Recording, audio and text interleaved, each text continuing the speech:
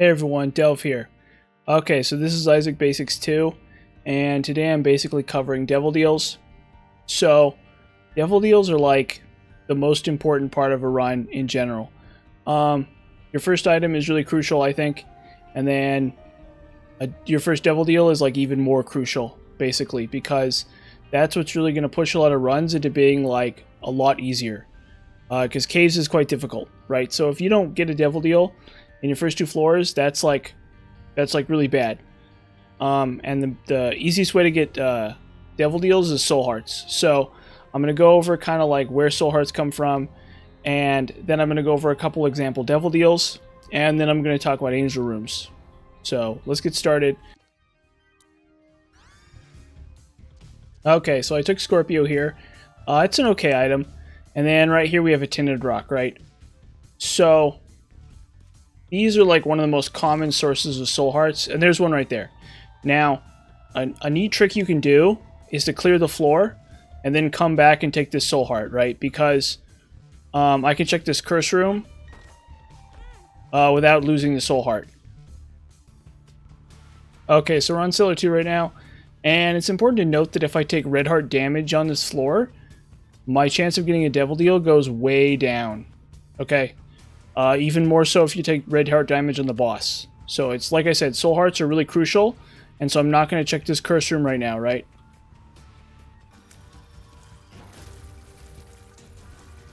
Okay, so I killed the Duke of Flies.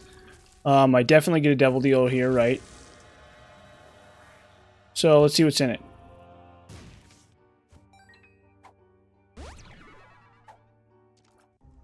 Okay, so this is not like one of the best Devil Deals so far, right? This is pretty low on the totem pole as far as Devil Deals go. But it's still something. Now, Poison Tears, Scorpio, Breakfast, the box, like that's pretty bad. That's like a reset tier. That's like a reset thing. Without the Devil Deal, this is like a reset. Those three items alone is like, I'm not even gonna bother. I guess I could check the item room on this floor, but that's pretty lousy, okay? But when you talk about money equals power and Ouija board on top of that, it starts looking a lot better, okay? So I cannot stress how critical it is you get your first Devil Deal in basically every run you can.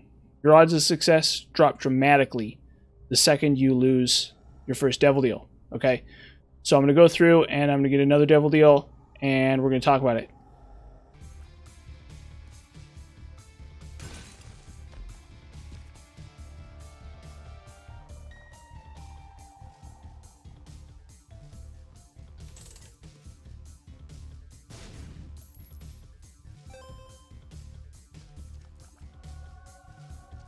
That's really lucky.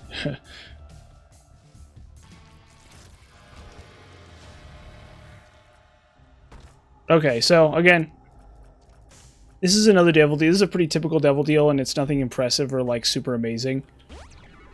I don't look at this and say to myself like, oh yeah, this is the best thing ever.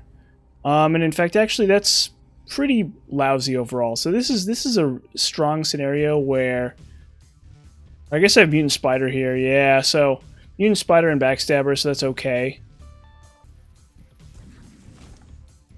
Okay, so I'm switching over to playing Azazel for a minute.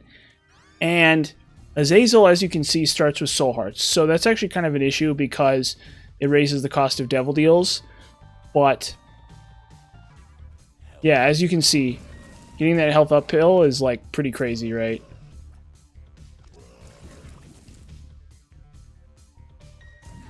So that's gonna be, it's gonna be a lot easier now to like to think about a Devil Deal here. Okay, so okay, wow, so that's like actually, this is like actually like the item for Azazel. So really good idea to think about here is like, so is it worth it to take this item and bring myself down to one Soul Heart? And the answer is yes. So like I said, good items are hard to come by. Like generally you want to err on the side of risk here, and this Azazel plus this item is like one of the strongest combos in the entire game, maybe. This is like ridiculous. Or as far as like minimum effort, maximum advantage, this is like absolutely insane. So as you can see, getting that first devil deal is really crucial, and this is another example of why Azazel is so strong. Because you only need one red heart up, basically, to propel yourself into, like, basically an unlosable position. Okay? So, anyway, those were kind of the three main types of devil rooms, right? So devil rooms where you get sort of just like nothing, a devil room where we gain a little bit, we don't do super great, and then a devil room where we get something absolutely insane, just totally bonkers, right? And so as you can see, it doesn't really matter. We just need to get every opportunity we can to get devil rooms, right? Devil rooms are kind of like the key here. Now, I'm going to take a brief minute here to talk about angel rooms. Angel rooms are basically totally ridiculous. They're bad, okay? And the reason why is because your first you have a 100% chance, if you have soul hearts, you have a 100% chance of getting a devil deal at the end of basement, right?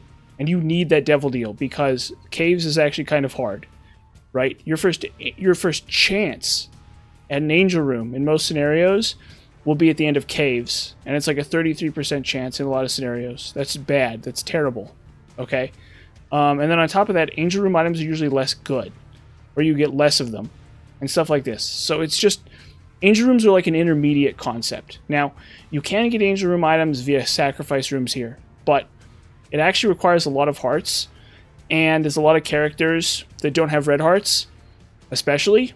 It's basically improbable that you're going to be able to get an angel room item out of these, right? So I can hit this twice, and it's like I got nothing out of it.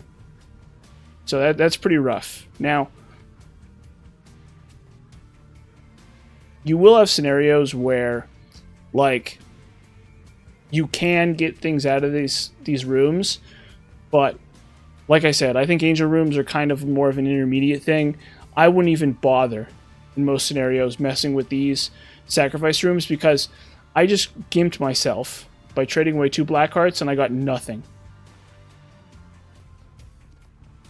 Okay, and even as Isaac, right? Like, I trade this heart away, I trade that heart, I grab this one. So I put myself in a lot of peril here and I got nothing out of it. Okay, so just for, like, showing, I'm going to take this soul heart and I'm going to run it into this. And yeah, this is not bad. But it's obviously not worth the soul heart.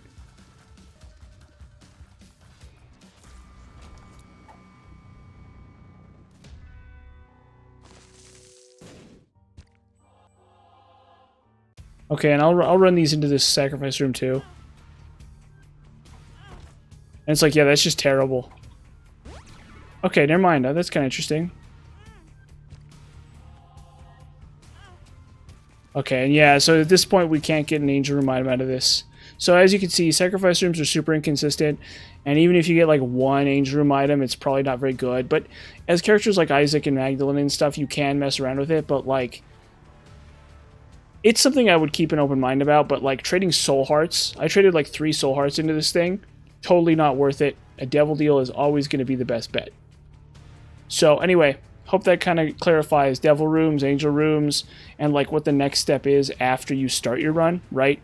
Like I said, devil deals, kind of the big idea there.